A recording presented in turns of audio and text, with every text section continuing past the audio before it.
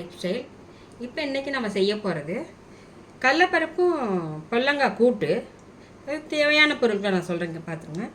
கடலைப்பருப்பு பொல்லங்காய் 1, 1 டம்ளர் கடலைப்பருப்பு, 1 கட்டி பூண்டு, தக்காளி 2, வேக வைக்க.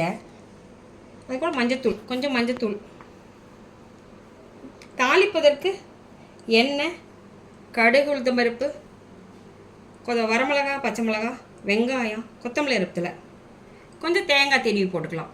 இது செய்வதற்கு தேவையான அளவு ஆயில் ஊற்றிக்கலாம். இந்த கடுகு, உளுத்தம்பருப்பு போட்டுக்கலாம். பொரியுதுங்க. பொரி பட்டை கிராம் நான் சொல்லாமல் விட்டுட்டேன். இது போட்டுக்கலாம். 2 பட்டை 2 கிராம் போட்டுக்கலாம். போட்டோன்னா கொஞ்சம் நல்லா வாசமாக நல்லாயிருக்கும். போட்டுக்கலாம். 2 பச்சை மிளகாய், ஒரு 4 பச்சை மிளகாய், நல்லி இறக்கலாம் எல்லாம் போட்டுக்கலாம். உப்பு போட்டுக்கலாம், தேவையான அளவு.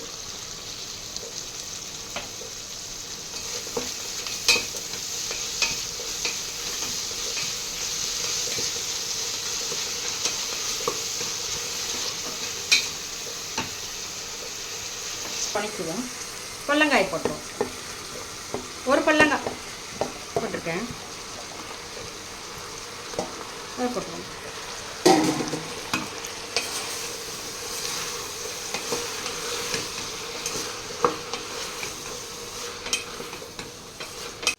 கடலைப்பருப்பை ஊற்றிடலாங்க. அப்படியே தண்ணியோடு ஊற்றிடலாம்.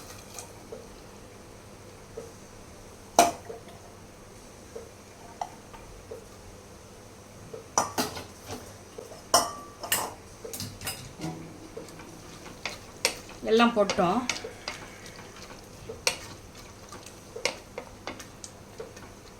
மூடி வச்சு ஒரு 3 விசில் விட்டுருவோம். இறக்கையில் தேங்காய் போட்டுக்கலாம்.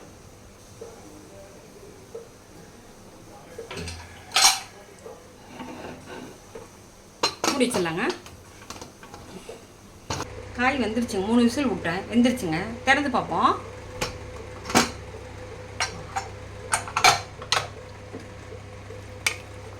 பொல்லங்காய் கடலைப்பருப்பு நல்லா வெந்துருச்சு.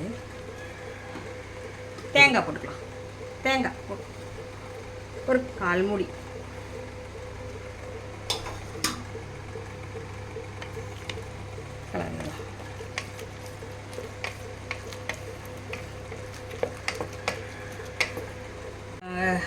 ரெடி ஆயிடுச்சுங்க பொல்லங்காய் கடலைப்பருப்பு கூட்டு. இது சாப்பாட்டுக்கு எல்லாத்துக்குமே நல்லாயிருக்கும். இட்லி, தோசை, சாப்பாடு எல்லாத்துக்குமே நம்ம தொட்டுக்கலாம். சூப்பராக இருக்கும். சாப்பாடு போட்டு பிசைஞ்சு சாப்பிடுங்க. குழந்தைங்க கூட சாப்பிடுங்க, நல்லா இருக்குங்க.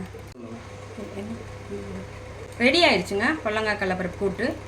இது நல்லாயிருக்கும். இது சாப்பாடு, இட்லி, தோசை எல்லாத்துக்குமே போட்டுக்கலாம். சாப்பாடு பிசைஞ்சு சாப்பிட்டுக்கலாம், நல்லாயிருக்கும். குழந்தைகளுக்கு கொடுக்கலாம்.